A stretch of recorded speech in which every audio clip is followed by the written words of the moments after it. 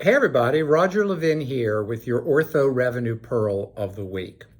In this video and training, I'm going to talk to you about a conversation that I had with two fantastic orthodontists who are partners about their treatment coordinator. Now let me put it in context. Point number one, there is a staffing crisis in dentistry. And that staffing crisis, Levin Group estimates, will be with us for about 5 to 8 years.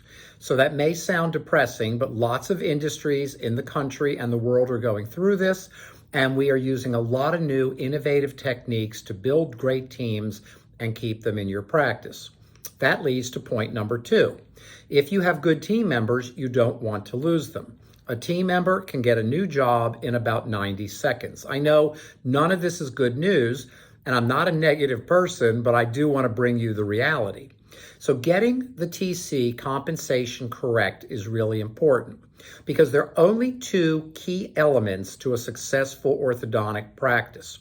One, referral marketing, having a PRC, professional relations coordinator, that will build and increase your referrals.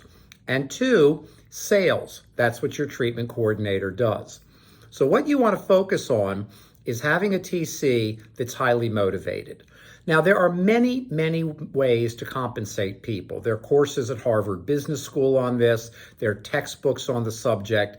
But I always try to bring things down to the simplest possible successful methodology. And the one that we like, although there's plenty of room for variation, is 80% base, 20% commission.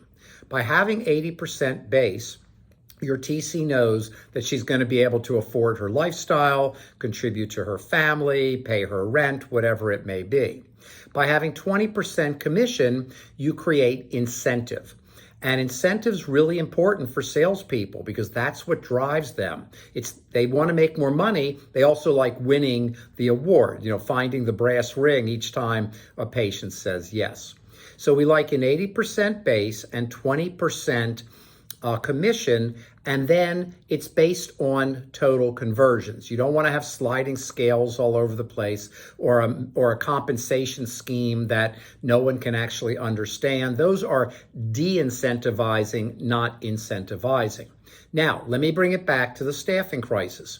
If you don't compensate your TC at a high level, you may lose your TC. And that can be very, very costly, extremely costly to a good and successful orthodontic practice.